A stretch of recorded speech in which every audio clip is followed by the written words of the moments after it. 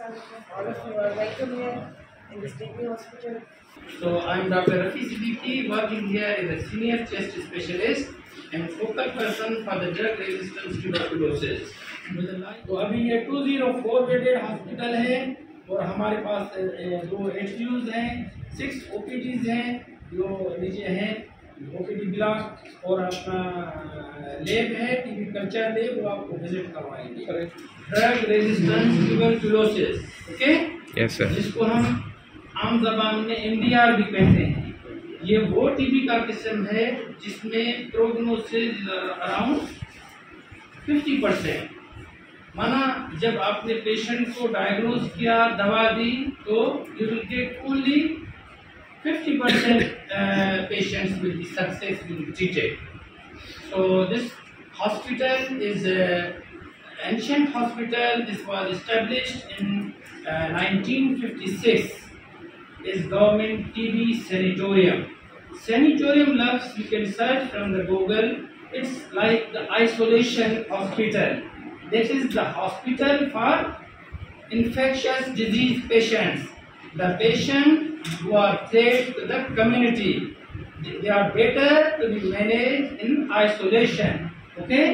Covid के लिए हम कह रहे थे ना भाई, इनको आइसोलेट करें, लेकिन when the number raised, ये फिर कम्युनिटी बेस्ड ट्रीटमेंट होना शुरू हो गई।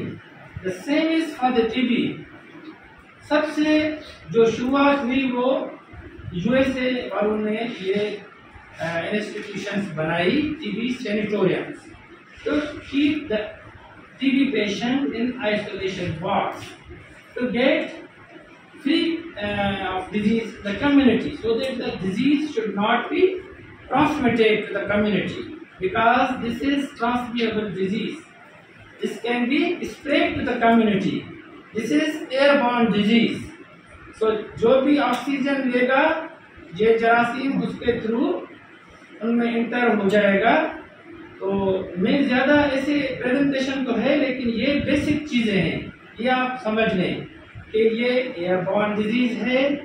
Transmission patient normal person, healthy person होती है, लेकिन कुदरत ने हमें कितना प्रोटेक्शन दी है।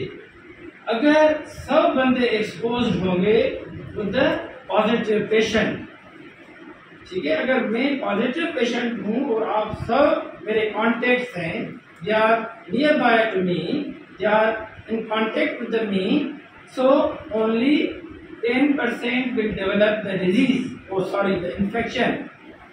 ठीक है, तो यहाँ आपको 2 चीजें क्लियर होनी चाहिए कि टीबी इन्फेक्शन क्या है और टीबी डिजीज क्या है, इसमें बड़ा डिफरेंस है। तो एक रफ एस्टिमेशन है कि अगर सब कॉन्टेक्ट्स हैं पॉजिटिव पेशेंट के, तो उनमें 90% को कुछ भी नहीं होगा, 10% विल डेवलप द इन्फेक्शन, और उनके अंदर जरासीम जाएगा और जरासीम नींद करेगा, उसको हम कहते हैं डॉर्मेंट, ठीक है, लेटेंट ठीक है, लेकिन डॉर्मेंट हो जाएगा। बेसिला अंदर होगा, लेकिन वो नींद करेगा माना मल्टीप्लाई नहीं होगा, माना 1 से 2 नहीं बनेंगे, और ट्रांसमिशन नहीं करेगा, माना कभी भी टीबी इन्फेक्शन वाला बंदा सिक नहीं होगा। माना आप में से भी आधे लोग इन्फेक्शन वाले हो सकते हैं, ठीक है। और जो 10% का 10%, माना 1 पेशेंट आउट ऑफ 10 पेशेंट, सब एक्सपोज हुए, 10 इन्फेक्टेड हुए, उन 10 में से एक को डिजीज होगी। ओके, तो टीबी इन्फेक्शन और टीबी डिजीज में इतना फर्क है। दुनिया में 1/3 of population, world population is infected with the TB. कितनी परसेंट? 1/3, 33%। 1/3 माना 33%। और the number is more in the developing countries than the developed countries. समझ गए ना? आपने अभी सुना होगा term IPC, infection prevention and control, ठीक है ना। तो अगर हम मरीज को घर दवा देंगे और उनको इन्फेक्शन कंट्रोल के स्टेप्स सही काउंसिल करेंगे, तो वो दूसरों को ट्रांसमिशन नहीं करेगा और वो भी कंफर्टेबली ट्रीट होगा eight their home. So next please. First thing is the investment in the prevention of tuberculosis, number 1. Number 2, new drugs. 50 साल के बाद 2 ड्रग्स आई हैं। अगर आप देखें कि ये दवाएं जो है ना 72 से गोली चल रही है, अभी 2012 से है ना, after 50 years the 2 new drugs of TB, that is bedaquiline and delamanid, वो इन्वेंट हुई। तो उनसे जो हमारे मज़ाहिमती टीबी जो लाइफ थ्रेटनिंग फॉर्म है उसमें गेम चेंजर हो गई, जिसमें 50% हम सक्सेसफुल ट्रीट करते थे। Now we are treating more than 70% of the drug resistance tuberculosis successfully. So Pakistan, this hospital is the largest patient on the trial. So जो MDR पहले हम 2 साल में ट्रीट करते थे, now we can treat MDR in the 6 months। तो इसकी results अभी पब्लिश होगा ये आर्टिकल, और hopefully the WHO will recommend this new regimens to treat the drug resistant tuberculosis only in the 6th month of the treatment without injectables। जब आप laboratory हमारी देखेंगे तो we have the PCR of TB, जिसको हम आम जबान में जीन एक्सपर्ट कहते हैं। उन्होंने गेम चेंजर प्रूव हुआ है कि जो पेशेंट होगा पहले दिन उसमें पता पड़ेगा कि either the TB is sensitive to the drug or the TB is resistant to the TB drugs। Okay, हम पहले ही दिन से उनको उसी ऐसा समझिए गाड़ी के डब्बे में बिठाते हैं जो रिपोर्ट बताती है कि भाई इसको आप सेंसिटिव में रखें, इसको आप रेजिस्टेंस में रखें। Next please. Some of you will be the specialist in the tuberculosis. तो ये आपको अगर अच्छा हम ट्रेन करेंगे, अच्छा स्किल्स बताएंगे, अच्छी नॉलेज देंगे, लेटेस्ट नॉलेज देंगे, तो आगे चल के यही कम्युनिटी में काम आएगा। Okay, next please. ये टीबी है का टूल है कि what is the burden of TB in Pakistan. इसमें यह है कि दुनिया के 27 countries they are having highest number of TB patients. एक मेरिट लिस्ट है, आपकी मेरिट लिस्ट बनती है ना, ठीक है ना, ऐसे समझे ये हाई बर्डन कंट्रीज की मेरिट लिस्ट है, और हमारे कंट्री का क्या नंबर है? 5th पोजीशन है। तो हमें अलर्ट होना चाहिए कि ये अच्छी चीज नहीं है, ठीक है। तो Pakistan is 5th in the rank in high burden countries. तो इसके लिए हमें क्या करना है? हमें ज्यादा से ज्यादा अर्ली डायग्नोसिस करनी है और प्रॉपर ट्रीटमेंट करनी है। ये 2 चीजें जरूरी हैं। टीबी के ट्रीटमेंट में जितना अर्ली डायग्नोसिस होगा उतना स्प्रेड डिजीज नहीं होगी, और जितना प्रॉपर ट्रीटमेंट होगा विदाउट इंटरप्शन होगी। ये वो चीज है जब आपकी लेवल जो ब्लड में टीबी ड्रग्स की MIC से गिरेगी तो the mycobacteria will develop resistance. एक क्यूरेबल डिजीज वो इनक्यूरेबल हो जाएगी। We are doing the samples of stool for the gene expert. तो अभी WHO ने कहा है आप स्कूल में जीन एक्सपर्ट करें, उसमें आप टीबी की डिटेक्शन कर सकेंगे बच्चों में, और वी आर डूइंग दैट, ठीक है। अगर एक टीबी का मरीज अनट्रीटेड रहा तो वो उसका तो आउटकम क्या भी निकले, लेकिन वो 15 लोगों को ट्रांसमिशन कर चुका होगा, क्लियर। और ज्यादा से ज्यादा जो खराब चीज है टीबी में कि ये इकोनॉमिकली प्रोडक्टिव एज के लोग होते हैं। 90% of the patient belong to economical productive age. अगर कोई घर का कमाने वाला है उसको टीबी लग जाए तो क्या ये सफर कौन करेगा? सारे घर वाले करेंगे। So this is the more alarming situation that 90% of the TB occurs in the economical productive age, that is around 15 to 54 years of age. Okay, next please. Okay. जब एक पेशेंट एक दिन दवा नहीं खाएगा वो ड्रॉप हो जाएगी। जब मिनिमल इनहिबिटरी कंसंट्रेशन ड्रॉप होगी तो वो जो माइकोबैक्टीरिया है उसमें रेजिस्टेंस डेवलप होगा। तो उसके लिए अगर एक हम पेशेंट को ट्रीटमेंट सपोर्ट कार्ड देते हैं, उस पर सिंबल्स होते हैं 3, एक मतलब उसका जो ट्रीटमेंट सपोर्टर होगा वो उसको दवा निकाल, इसमें मिस्टेक्स होती हैं कि आपको पता है इतना स्टेप होती है 28 टैबलेट्स, आप एक खाई दूसरी खाई, पता नहीं आपने खाया मैंने बात में 2 खाई या 3 खाई। तो इसका तरीका ये है कि स्टेप से पहले 3 गोली निकालेंगे, स्टेप से 3 आउट हो गई, और जो उसका मददगार होगा इलाज का, जिसको ट्रीटमेंट सपोर्टर कहेंगे, वो देखेगा कि पेशेंट ने फॉलो की। क्योंकि कुछ पेशेंट क्या करते हैं, रख लेते हैं फिर वो फेंक देते हैं, ठीक है ना। तो ज़ेर निगरानी के ये इम्पोर्टेंस है। We have the biosafety level 2 level and we have mister Najeeb Ahmed is a microbiologist and he is the incharge of our BSL 2 level. He is supervising TB culture. आपको हम जिंदा माइक्रोबैक्टीरिया दिखाएंगे, ठीक है, कितने प्यारे होते हैं, बफी क्रीमी, क्या टर्म्स हैं, बफ टफ, मतलब वो क्लियर पिक्चर है कि वो देखें मीडिया के कैसे ग्रो होते हैं, बिल्कुल इस भाई के कपड़े के शेप कलर के होते हैं, ठीक है, क्रीमी कलर के होते हैं। तो दिस इज द लेबी है and we have the latest molecular test. Molecular test में हमारे पास जीन एक्सपर्ट 2 किस्म की है।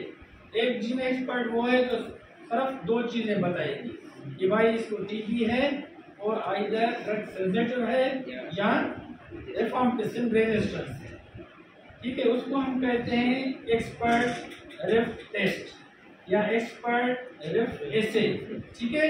वो 16 मॉड्यूल मशीन है, 16 patient samples at a time लगेंगे और आपको 1 आवर एंड 40 मिनट्स में वो रिपोर्ट दे देगी। ये इज वेरी वेरी इंपॉर्टेंट। देखिए, अगर TB में आपने मरीज की काउंसलिंग नहीं की, अगर जैसे मिसाल में बताऊं कि हम TB में ड्रग्स देते हैं, उसमें रिफॉर्मेशन है, उसका कोई साइड इफेक्ट बताएगा?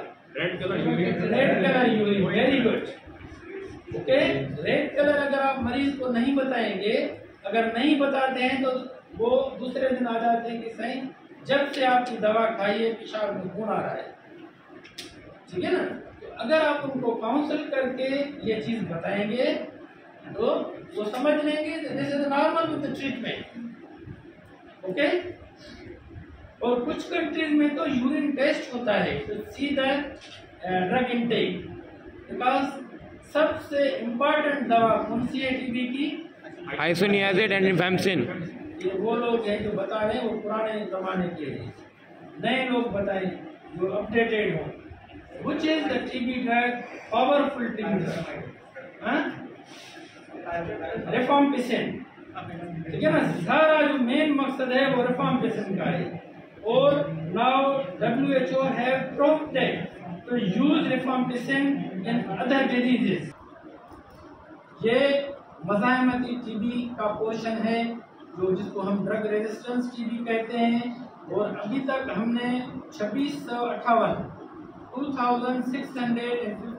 पेशेंट्स हमने रजिस्टर किए हैं on the treatment of drug resistance TB and we have 352 patients, this is the figure of today, they are on the treatment of drug resistance tuberculosis. Next please. अच्छा, आप बताएं कि hospital का waste कैसे dispose करना चाहिए, idea है कोई? जला के, वेरी गुड। और डंप करना, वेरी गुड। और ठीक है, इसका जो स्टैंडर्ड है that is incinerate. Incinerator is the instrument, is the machine, उस पर हम ये चीज़ें डाल के, क्योंकि देखिए हमारा वेस्ट मटेरियल तो बहुत हाईली इन्फेक्शस है। तकरीबन हमारा 2-3 लीटर तो रोजाना स्पिट मरीज का जो इंडोर है सबके पास कप होता है विद कवर, ठीक है ना, उसमें शॉपर डला होता है। हमारा सैनिटरी वर्कर वो सब पे कलेक्ट करेगा, सारे इंसिनरेटर में डालेगा। हमारे नजीब साहब उनके लुक आफ्टर करते हैं। हमारे पास लॉग बुक है, जैसे गाड़ियों के लॉग बुक होते हैं ना, तो वहाँ पता पड़ता है कि इस वार्ड से ये चीज़ें आई। एक तो बायो वेस्ट आया, माना स्पिटम आया, दूसरा किसी का पानी निकाला फ्लूरोलिफेन वाला वो आया, या हमारा जो है यूरिनरी बैग्स हैं, एनजी ट्यूब्स हैं, या उसके सिवा डिस्पोजेबल सिरिंजेस हैं, या इवन वायल्स हैं ट्रीटमेंट के, वो सारे डॉक्यूमेंट होंगे in the log book. Then we will send to the incinerator. उसकी टाइमिंग है, इस टाइम तक आपको पहुंचाना है। अगर टाइम गुजर गया तो रख देंगे फॉर द नेक्स्ट डे। क्या टाइमिंग है सर? इंसिनरेट करने की टाइम मतलब कौन से टाइम पे कट ऑफ है? किस 9 AM, ठीक है ना। 9 AM को हम इंसिनरेशन शुरू कर देते हैं। जो भी वेस्ट उसके बाद आएगा वो नेक्स्ट डे को मतलब वो डाल देंगे अराउंड 1:30 बजे 2 बजे के अंदर उसमें डाल के, लेकिन उनको आग लगाएंगे नेक्स्ट डे को। 3.5% ऐसे लोग हैं जिन्होंने कभी दवा का मुंह ही नहीं देखा है, वो डायरेक्ट MDR निकले हैं। या तकरीबन 19% वो टीबी के मरीज हैं जिन्होंने पहले दवा खाई है लेकिन कभी खाई कभी नहीं खाई, या poor quality, under dose, irregular treatment, उनमें वो भी ड्रग रेजिस्टेंस में चले गए हैं। तो this a very large number. Pakistan में तकरीबन 15,000 लोग हर साल MDR टीबी में होती है, 15,000। लेकिन unfortunately 20% of them are diagnosed and treated. 15 okay. तो 85% लंग्स में होता है। वो common site is right upper zone, okay, because of highly aerated area. और उसके बाद 15% कहीं भी हो सकता है, लेकिन 2 साइट्स ऐसी हैं वहाँ टीबी नहीं होती। ये बता दें हो सकती है, एक कार्निया और दूसरा हेयर्स। जहाँ पे ब्लड सप्लाई नहीं है वहाँ टीबी नहीं होगी, ठीक है। एक हेयर्स और दूसरा कॉर्निया। जहीं ब्लड सप्लाई है वहाँ टीबी के हक्कर, ओके। इसका डबलिंग टाइम है। ये भी एक बेसिक नॉलेज है कि what is the doubling time of mycobacteria. हर 15 घंटे में 1 से 2, 2 से 4, 4 से 8, 8 से 16, ठीक है ना। माना ये देखिए कि 1 महीने में ये लाखों में पहुंच जाएगा एक बेसिला है। और हमारा एक अंडरस्टैंडिंग है कि हम जो है वो समझते हैं कि फिनाइल से या फिल्म से ये चीज़ ख़त्म होगी। तो डिसइंफेक्टेंट है नो रोल, कोई रोल नहीं है कि हम फिनाइल लगाए तो टीबी का जर्म खत्म हो जाएगा, कोई इसमें नहीं। ये सिर्फ मरेगा तो तेजाब से मरेगा, ठीक है ना। तो disinfectant they are not killing the bacilli. Next please. ज़्यादा पीरियड होता है, जितना उम्र कम होगी उसमें डिजीज जल्दी में आएगी, ठीक है ना। अगर बच्चा है तो 1 महीने में इन्फेक्शन डिजीज में कन्वर्ट हो सकता है। अगर बड़ा है तो वो मैक्सिमम नंबर जो है वो 2 साल है, लेकिन 7 ईयर्स तक वो डिजीज उसमें उन्हीं जरासीमों से हो सकती है, ठीक है ना। But that very small number. The large infected population will develop the disease in 2 years of exposure. Next please. इनके नाम अलग अलग है। अगर ब्रेन के टीबी होगी तो हम उसको CNS टीबी कहेंगे, या उसको टीबी मेनिंजाइटिस कहेंगे। अगर मेनिंजाइटिस की होगी, लंग्स की होगी तो पल्मोनरी कहेंगे, बोन्स की होगी तो ऑस्टिकुलर कहेंगे, ऑस्टियोआर्टिकुलर कहेंगे। जॉइंट्स की होगी तो भी उसमें आ गए आर्टिकुलर।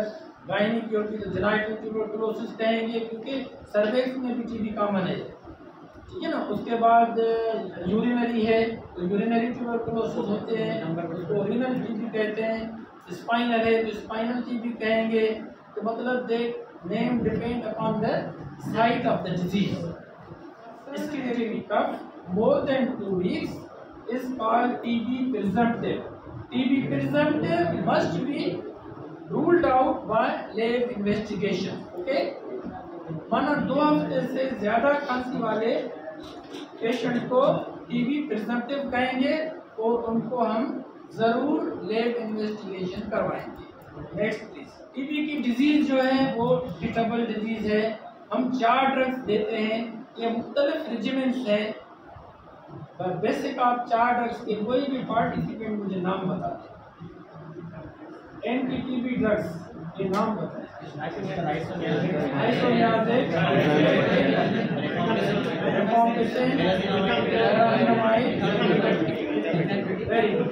ठीक है ना। तो इनके एक एक जो जैसे HRZD लिखा हुआ है ना, H is for iron, R is for rifampicin, G is for pyrazinamide and E is for very good. Next please. ठीक है, आधे घंटे के बाद, ठीक है ना, आप टाइम नोट करेंगे। 8 बजे दवा खानी है, 8:30 बजे नाश्ता करना है। पेशेंट को अगर फ्रेंडली नहीं समझाएंगे ना, आप उसको कहेंगे दवा खा के 2 मिनट तक 2 घंटे तक कुछ नहीं खाना है, तो वो दवा ही नहीं खाएगा। ठीक है ना। तो आधा 30 minute is the maximum period. ठीक है, उसमें वो एब्जॉर्प्शन हो जाएगा। Next please. अच्छा, वापस हमें जो है वो पेशेंट्स के कॉन्टेक्ट को चेक करना है। अगर कोई भी पॉजिटिव पेशेंट है तो हमारी टीम जो है उसको, हमारे पास नीचे काउंसलर्स हैं, वो पॉजिटिव पेशेंट की काउंसलिंग करेंगे। भाई आपके घर में कितने कमरे हैं, वेल वेंटिलेटेड प्लेस होनी चाहिए, जहां आप मरीज को रखेंगे वो हवादार स्पेस होनी चाहिए, क्रॉस वेंटिलेशन हो। ठीक है, क्रॉस वेंटिलेशन में अगर वो खांसी करेगा भी ना तो उसके जरासीम डाइल्यूट हो जाएंगे एयर में। ठीक है ना, और वो गिर जाएंगे। अदरवाइज ये देर में सस्पेंडेड आवर्स तक, वो घंटों तक वो हवा में सस्पेंड रहते हैं, जो भी आ गया उसके मुंह में चला जाएगा। Okay, so well ventilated room होना चाहिए। जो भी कफिंग पेशेंट है उनके घर में उनकी टेस्ट होनी चाहिए। Okay, next please. मास्क 2 किस्म के होते हैं, एक सर्जिकल मास्क और एक N95 मास्क। ठीक है, तो health care worker should use the N95 mask. ये जो आपका मास्क है, अगर आपको मैसेज मतलब आप देख लें आज, बेसिकली क्या है कि इनका एक कलर लाइट होता है, एक डार्क होता है। इसका क्या वजह है, ये कोई आइडिया?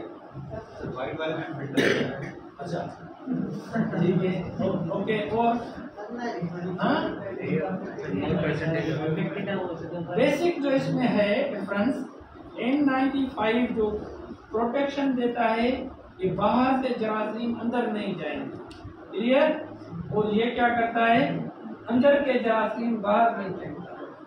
आप पहने तो मैं भी पहने वो बैठा हुआ, लेकिन आप ये पढ़ लें, ये स्लाइड पढ़ लें कि what is the role of N95 and what is the role of surgical mask. ठीक है, इसमें आप पढ़ लें कि ये क्या करता है, protect the wearer from inhaling droplet, माना बाहर से अंदर उसको जरासीम नहीं आएंगे। वो नेक्स्ट उल्टा पहनते हैं कि the white side should be outside. ठीक है, एक्चुअल जो हमें पहनना है ना, वो द लाइट कलर जो है वो that should be outside and the dark colour should be inside. ये वन ऑफ द जुगाड़ है। ठीक है ना, मतलब उसका जो ये होगा कि जब लाइट साइड आउटसाइड होगी तो वो बाहर से अंदर जरासीम नहीं जाएंगे। This is the actual thing. Okay, next please. This is a home message for you people that anybody surround you in your home, in your mola, in your college, if he is coughing more than 2 weeks, he should be investigated for the tuberculosis. Okay, ये की message है। This is the 100% curable disease. This is freely diagnosed and freely treated. इसमें क्या चाहिए, अगर आप जब doctor बनेंगे ना, देखेंगे कितने पेशेंट्स हैं, कितने टीबी के पेशेंट्स हैं। वो सिर्फ हमारी सही अप्रोच नहीं है कि हम उनको टाइमली डायग्नोस करें। अगर टाइमली डायग्नोस करेंगे तो ये हमारी कम्युनिटी विल रिमेन सेफ। तो एक कहावत है कि nobody is safe until everybody is safe. TB से कोई महफूज नहीं है अगर हम सब महफूज नहीं होंगे। अगर हम में से कोई एक को भी टीबी है तो he will be sufficient to transmit the disease to all of अस।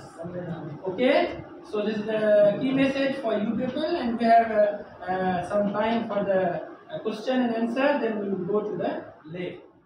20% तक पहुंचा है। अभी आपका टारगेट होगा to make it 0%। 0% में जब तक आप उनको सुनेंगे समझेंगे तभी कुछ गुजार होगा। कोई शायद न करे, फील न करें कि मैं गलत हो सकता हूँ। आप गलत करें कोई बात नहीं, आप आज गलत करेंगे तो दुरुस्त करने वाले बैठे हैं, आगे जाके गलत करोगे तो दुरुस्त कौन करेगा? इससे बोलने से शायद न करेंगे, मैं बोलूँ तो कैसे बोलूँ, कुछ ना कुछ कोई चीज़, कोई आपके गांव में केस, कोई रिलेटिव में केस, कोई दोस्तों में केस, कोई फेलियर आपको नजर आए बाहर। ये मैं हर लेवल पे आपको बोलता हूँ, बताने से पूछने से कोई हद नहीं, बेशक टोटली गलत हो कोई बात, सबको पता है आप स्टूडेंट, लेकिन क्या होगा, करेक्शन हो जाएगी। जीनोटाइपिक डीएसटी और दूसरी होती है जीनोटाइपिक डीएसटी।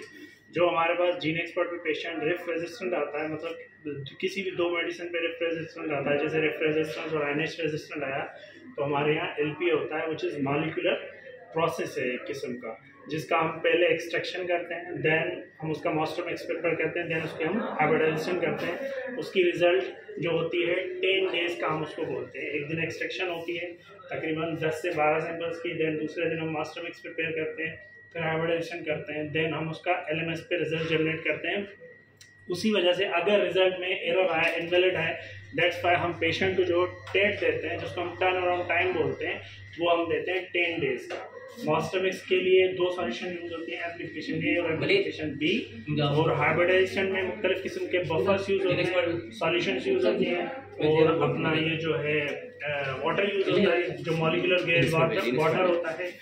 तो इस तरह से होता है, और ये बड़ा इन्क्यूबेटर है that is used for the hybridisation purpose. और ये आपकी एक्सटीआर की मशीन है, एक्सटेंसिवली ड्रग रेजिस्टेंट पेशेंट जो होते हैं, जो ड्रग्स पे रेजिस्ट करते हैं, उसको यहाँ पे लगाया जाता है, ये पूरी रिपोर्ट जनरेट करता है। ये वही पीसीआर स्टेशन है जहाँ पे हम अपना हाइब्रिडाइजेशन का काम वगैरह करते हैं। उस साइड में वाटर बॉल पड़ा हुआ है, वाटर बाथ। वाटर बॉल ये हमारा बीएससी रूम है, ठीक है। ये हमारी बीएससी बायोसेफ्टी कैबिनेट है, जिसमें हम लोग बायोमेट्रिक केसेस को ट्रीट करते हैं, प्रोसेसिंग करते हैं। इस वक्त मैं प्रोसेसिंग कर रहा था। हर सैंपल का हम लोग 2 प्लांट देते हैं, तो सेम नंबर देते हैं, जैसे 28 लिखा हुआ है। इक्वल अमाउंट में सोडियम हाइड्रोक्साइड इसमें हम लोग पुट करते हैं करासी में, मतलब जितना बलगम हुआ उतना ही सोडियम हाइड्रोक्साइड ऐड करके वॉटेज किया जाएगा, तो मिलाया मिक्स किया जाएगा। आफ्टर 15 मिनट्स के बाद हम लोग प्रोसेसिंग शुरू कर देंगे।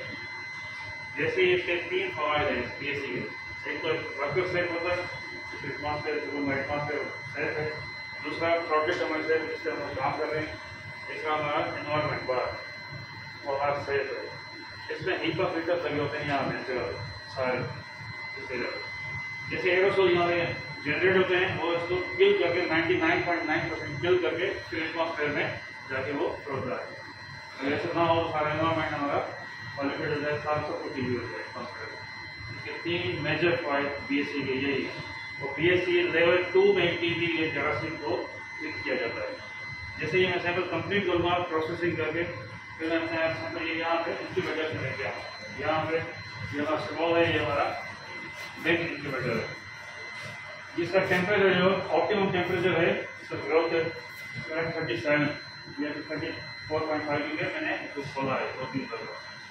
हम लोग इसको इस पोजिशन में रखते हैं, इस पोजिशन में मैं प्रोसेस कर चुका हूँ, अभी ये करने वाला हूँ। कैसे रखूँगा ये 24 आवर्स 37 सेंटीग्रेड, ये 24 आवर्स ये ऑन रखते हैं हमारे, तो ऑप्टिमम टेम्परेचर है 37 सेंटीग्रेड। ये हल्की सी हीट होती है, जैसे उसको ग्रोथ में बदल देती है, जैसे वो ग्रो कर सकती है हमारे बच्चे की। ये हमारी -40 है। इसमें हम लोग क्या करते हैं, जो भी हमारे पास स्ट्रेंथ पॉजिटिव होती है उसको हम लोग स्किम मिल्क में मीडिया में बनता है, उसमें हम लोग सेव करके ड्रग्स उसको यहाँ करते हैं -40 पर। अगर 20 से 25-30 साल तक आपके पास वो स्ट्रेंथ मौजूद होते हैं। ये इसलिए हम लोग करते हैं, रिसर्च में कोई एमफिल वाले या डॉक्टर वगैरह आते हैं तो हमसे वो स्ट्रेंथ सिखाते हैं, सेंटर भी रिसर्च करते हैं। हर हफ्ते का पहला दिन पे जैसे मंडे है तो हम इनकी रीडिंग करते हैं, मैनुअल रीडिंग। रजिस्टर होता है, ये हमारा लैब होता है, उसकी मदद से हम लोग इसकी ग्रोथ देखते हैं, आया ये नेगेटिव है या पॉजिटिव। अगर एक नेगेटिव सैंपल होगा उसको हम लोग जब रिपोर्ट डिक्लेयर करेंगे आफ्टर 2 मंथ्स, तकरीबन 2 महीने उसको दरकार होता है। अगर पॉजिटिव आता है, पॉजिटिव सिग्नल होता है, अगर पॉजिटिव आ जाता है तो 3 to 4 वीक्स के अंदर अंदर अच्छी लेवल है, खसूस 3 वीक से अंदर वो सेंट्रल पॉजिटिव आना चाहिए। वो हमारे लिए तो बहुत अच्छा है, तकरीबन 91% देने वाले 80 होना चाहिए, लेकिन हमारा 91% है। ये सारा कदम हम लोग करते हैं। और रिपोर्टिंग हम लोग कोई साथ जाती है नीचे, वो सारा ट्रीटमेंट के हवाले से वो सारा डॉक्टर डिसाइड करते हैं। अब ये ड्रग्स कौन सी इसको देनी चाहिए, नहीं देनी चाहिए, कौन सा फेज है, इंटेंसिव फेज है, कंटिन्यूस फेज है, जो भी है वो सारा कुछ वो डॉक्टर की जिम्मेदारी वो ये करते हैं। हम उसे हम टेस्टिंग करके हम पहुँचाते हैं। ये काम है हमारा। WHO में CDC कंट्रोल प्रोग्राम में यहाँ पे काम करता हूँ। जैसे यहाँ पे 16 मॉड्यूल मशीन पड़ी हुई है हमारी, इसको जीन एक्सपर्ट लिखा हुआ है, लेकिन this is a PCR machine, polymerized chain reaction. COVID के टेस्ट वगैरह सारे इसमें होते हैं, बट अभी इसका सॉफ्टवेयर हमने सिर्फ जीन एक्सपर्ट का रखा हुआ है। TB माइक्रोबैक्टीरियम ट्यूबरकुलोसिस ये भी डिटेक्ट करती है, ठीक है। इसके अंदर पूरी डेटा माइक्रोबैक्टीरियम ट्यूबरकुलोसिस इसके अंदर फीड है, ठीक है। 2 कार्ट्रिजेस होती हैं हमारे पास, एक अल्ट्रा की और रिफ की, ठीक है। अल्ट्रा और रिफ, फर्क ये है कि अल्ट्रा ज़्यादा एडवांस है और ज़्यादा जल्दी हमें रिपोर्ट देती है, ठीक है। और रिफ जो होती है पूरी 2 आवर्स लगाती है। वैसे तो PCR हमारे 12 आवर्स 7 आवर्स लगाते हैं DNA की रिप्लिकेशन में, ठीक है। लेकिन ये मशीन इतनी जदीद है WHO की तरफ से यहाँ पे हमें दी गई है कि 2 आवर्स में हमें रिपोर्ट दे देती है, ठीक है। तो मेन मेडिसिन जो अभी TB की है, मुल्क के अंदर कोई there is no vaccine I think, ठीक है। ओनली मेडिसिनल इसको कंट्रोल किया जा सकता है, 6 महीने का कोर्स होता है। दैट मेडिसिन इज रिफेम्पसन, ठीक है। रिफेम्पसन जो है यहाँ पे भी लिखा होता है हर जगह RR, ठीक है। रिफेम्पसन रेजिस्टेंस, जब उस रिफेम्पसन से भी TB रेजिस्ट करती है तो हम अंदर ही चले जाते हैं, कल्चर लगाते हैं, LBA लगाते हैं, फिर मल्टीपल ड्रग्स देकर देखते हैं कि कौन सा ड्रग इस TB को ज़्यादा क्योर करेगा, ठीक है। तो यहाँ पे पहला प्रोसीजर यही होता है, हम सैंपल रिसीव करते हैं, उसके बाद यहाँ MR नंबर लगा के स्कैनिंग प्रोसेस लैपटॉप के अंदर, फिर हम वेट करते हैं 2 आवर्स या 1 आवर 26 मिनट्स अल्ट्रा के लिए, ठीक है। उसके बाद ये रिजल्ट देती है। ये 16 मॉड्यूल है, तकरीबन 500 मॉड्यूल तक ये मशीन आती है। मैं बिलावल मेडिकल हॉस्पिटल कोटड़ी से अभी आया हूँ काम से, वहाँ पे मुझे 6 मॉड्यूल दी हुई है, 4 मॉड्यूल, ठीक है। इसकी हर मॉड्यूल की टाइप की मशीन आती है, पॉलीमराइज्ड चेन रिएक्शन की मशीन, ठीक है। कोई इतना बड़ा प्रोसीजर है ही नहीं, जस्ट स्प्यूटम 2 किस्म की TB होती है, एक पल्मोनरी है, वो एक्स्ट्रा पल्मोनरी, और ये मशीन 2 सैंपल्स रिसीव कर सकती है, गैस्ट्रिक और स्प्यूटम। गैस्ट्रिक जो 1 साल का बच्चा है या 2 साल का बच्चा होता है, उसके नोज से इंजी डाल के वो गैस्ट्रिक निकालते हैं। उसके बाद हम इसी में रिफल करते हैं, ड्रॉपर्स वगैरह सारी प्रोसीजर उनकी दी हुई है मेरे लैब के अंदर। प्रोसेसिंग एरिया अलग होता है, यहाँ पे अलग, ठीक है। उसके बाद बस यहाँ पे लगाते हैं और रिजल्ट आ जाता है। ये है जस्ट सिंपल। अभी आएंगे सैंपल्स वगैरह वो आपको परफॉर्म करके दिखाएंगे, ठीक है। ये इस्लामाबाद यहाँ बाहर की तरफ NIH यहाँ इससे बाहर जहाँ WHO जहाँ से कंट्रोल हो रहा है, वो डेटा लेने के लिए खुद नहीं आते। ये डिवाइस समझे कि वाईफाई की तरह काम करता है, एग्जैक्टली अपना VPN, हाँ ठीक है। ये वैसे तो कोई भी चीज़ नहीं चलाएगा, ये सिर्फ यहाँ का रिकॉर्ड भेजेगा। अभी कितने सैंपल लगे हुए हैं, कितने मिसप्लेस हो गए, कितने की रिजल्ट आई, क्या रिजल्ट आई, ये पूरा डेटा उनके पास खुद ही जा रहा है लैपटॉप के अंदर। ये ऐसा काम करते हैं, मतलब इंटीरियर में कहीं भी रख दें, थर के अंदर भी है जहाँ सिग्नल ही नहीं है, क्योंकि इसका एंटीना खुद ही है और ये 2G तक काम करता है। इसको अगर ज़्यादा अपग्रेड कर दें ना तो यहाँ पे भी हम नेट इस्तेमाल कर सकते हैं, लेकिन इंटरनेट कनेक्शन यहाँ कहीं भी नहीं है, सिर्फ ये डेटा सेंड करने के लिए एक डिवाइस है, ठीक। कार्ट्रिजेस लगाते हो, कार्ट्रिजेस के ये जो यहाँ पे बार कोड है ये स्कैन कर देते हैं। अगर हमारा स्कैनर काम नहीं करता तो ये बार कोड जो यहाँ पे साइड में लिखा हो मैन्युअली पुट करते हैं हर पेशेंट का MR नंबर समझे, ठीक है। मेडिकल रजिस्ट्रेशन नंबर जो उसकी फाइल के अंदर, उसकी CBC रिपोर्ट्स के अंदर, उसकी अब स्प्यूटम कप्स के ऊपर भी वो होता है, फिर हम उसके हिसाब से चल रहे होते हैं। अभी वो खोल के दिखा सकते हैं जी, ये अभी तो किसी में भी नहीं लगा हुआ, जो परफॉर्म किए होंगे मतलब ऐसा ट्यूब होता है, आप इसके अंदर डालते हैं, इसके अंदर यहाँ रख देते हैं ऐसे प्लेस करके, यहाँ पे फिर कुछ पेशेंट की पूरी डिटेल डाल के ये लाइट ब्लिंक करेगी, फिर हम इसको बंद करते हैं। मेप्रोसमन is the simplest and quickest method to detect TB, ठीक है। जीन एक्सपर्ट मशीन, भाई आए कोई खांस भी रहा है, हमारे यहाँ कोई इम्प्लाई भी गलती से यहाँ खांस देता है, जीन एक्सपर्ट। ये तकरीबन आगा खान के अंदर 4000 या इतने होगा, लेकिन यहाँ पे फुली फंडेड WHO की तरफ से, ठीक है। आगा खान में अभी भी 2500, 3000, 4000 ये टेस्ट, ये कार्ट्रिजेस के अंदर सॉल्यूशंस होती हैं। इसमें स्प्यूटम सिर्फ इस साइड में डाला गया है, ये आप साइड देख रहे हैं, इसमें सैंपल सिर्फ इसमें है, बाकी बफर्स एंड रिएजेंट्स पूरे कार्ट्रिजेस के अंदर मौजूद होते हैं। इसको भी संभाल के रखना होता है टेम्परेचर के अंदर।